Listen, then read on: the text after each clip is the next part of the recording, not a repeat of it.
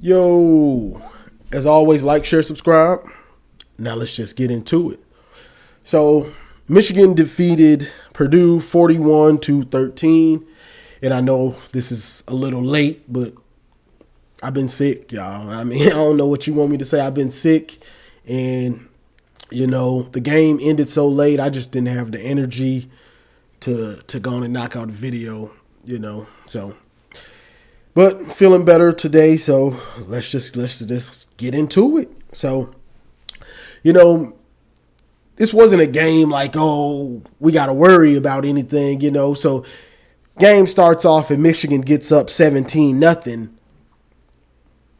The game could have ended right there and we would have won 17-0. You know what I'm saying? We could have won the game off of the 17-0.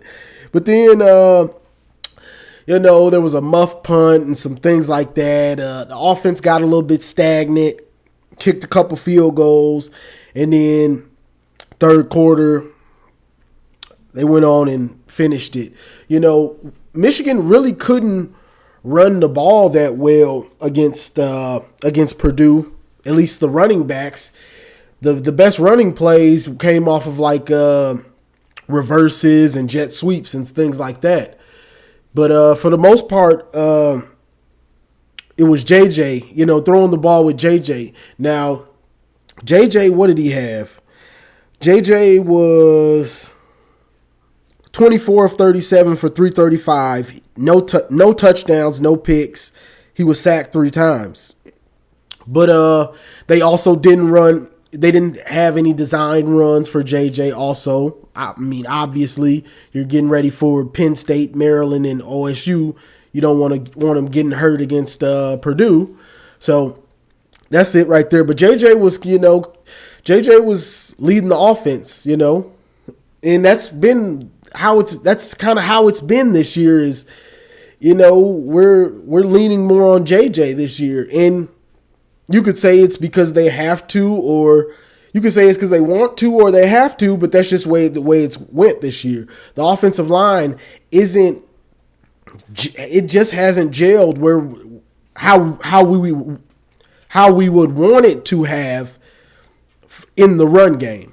It just hasn't gelled good enough. And I think that's how it's going to be, So, Blake can still get those first downs and, get you into second and manageable or third and manageable or get those third and shorts. But, for the most part, I think you have to throw to set up the run now.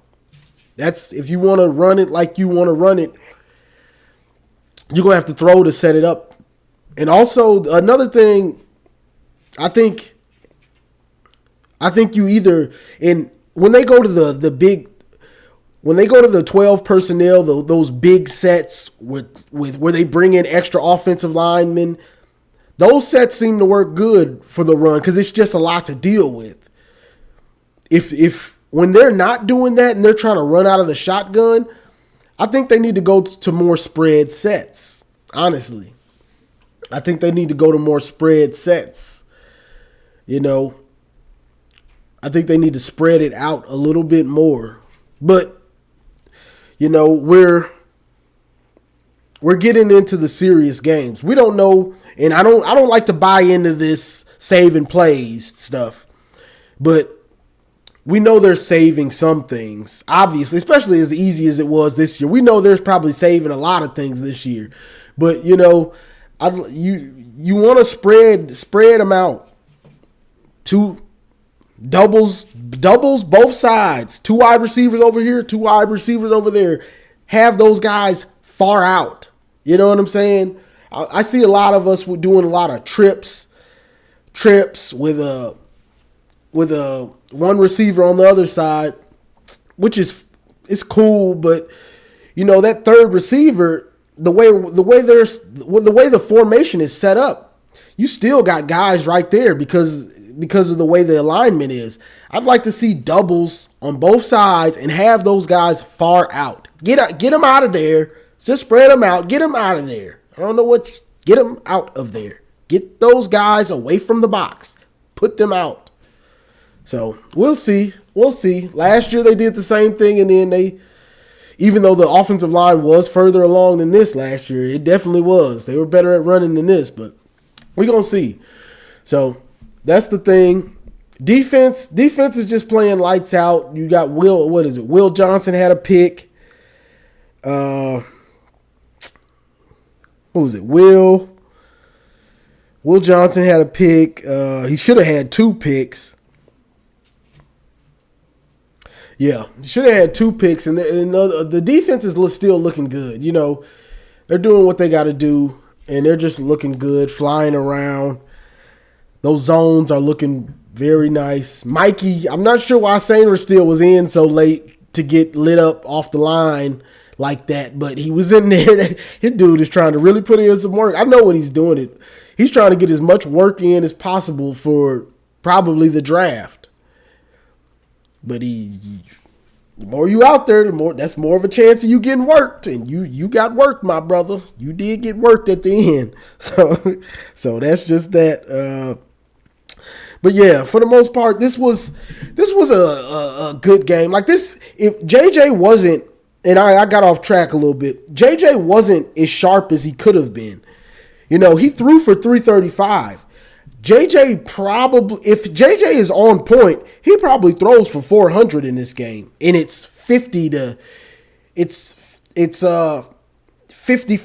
to 13 or something. You know, JJ was off. He was throwing the ball a lot of the time where receivers are and not where they will be. So he's throwing it where a person is, but the receiver's still moving. So by the time the ball gets there, he's running this way. The ball's back here. It happened a lot this game. It had a lot of his passes were behind.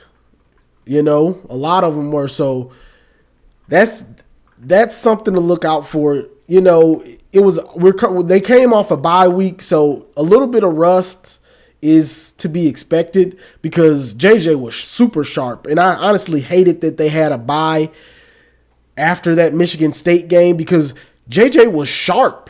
Like he was on point that pretty much the whole Michigan State game.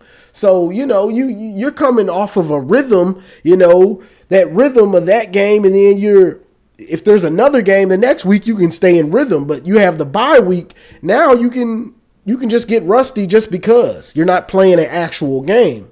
And you saw some rust from him, at least with his timing. He has to understand that he has to lead these receivers. You can't just rifle it in there. I mean, you can rifle it in there, but you got to understand this dude is running and you got to rifle it to where he's going to be, not where he's at. So, and that's a big thing. And I'm going to say this and then I ain't going to say too much because I'm going to have to make a Penn State video shortly or today or tomorrow. But the thing is, Penn State and Ohio State, you know, the type of defense they play, you can't be throwing that ball behind dudes like that. Not consistently. Not as much as he did last night. That's not something you want to keep doing. Especially against teams like that, because it's a higher caliber athlete, and them dudes gonna be looking to get that ball. You throwing it behind them, you ain't just gonna get away with all the time with our receiver dropping it. Some of these DBs will be in trail technique, so you throw it behind them, it's tipped or something. They snatching that and they going the other way. So JJ he has to be sharp because there's no guarantee that we will be able to run consistently on Penn State and Ohio State. And I know Stephen Brown, I know you going to come on here, but we going to run it down, they throw it. I know. I got us dominating Penn State, you know, but still, if you can't run it consistently, that does put way more pressure on JJ, you know, where he's going to have more opportunities to throw and more opportunities to throw the ball to the other team.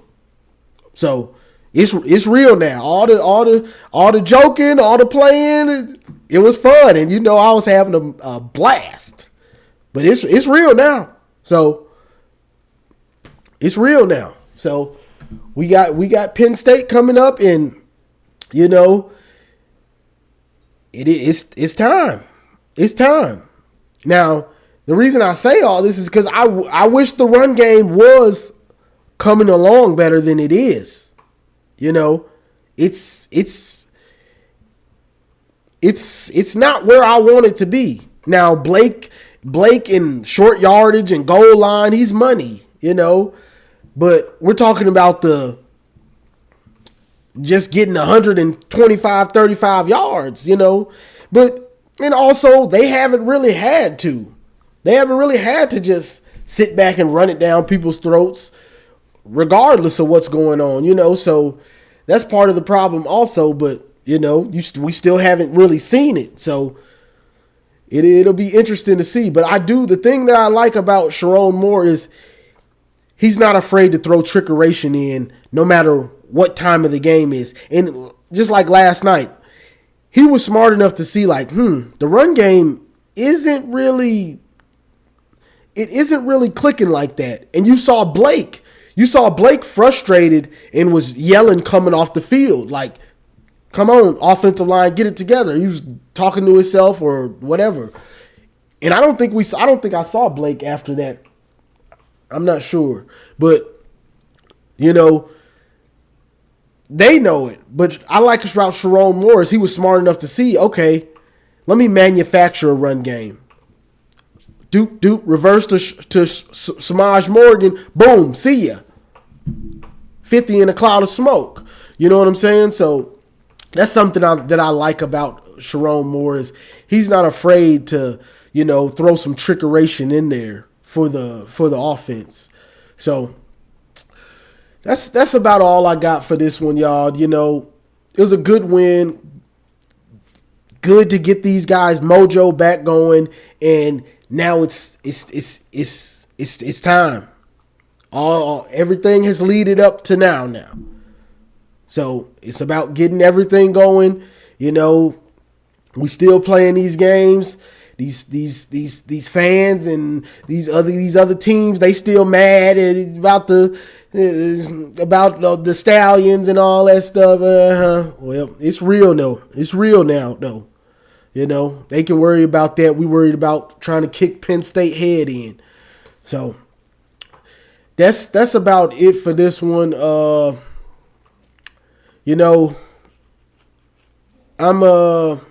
probably make the video for Penn State. I might make it right now, right after this. Yeah, I might as well. So, like, share, subscribe, and as always, go blue.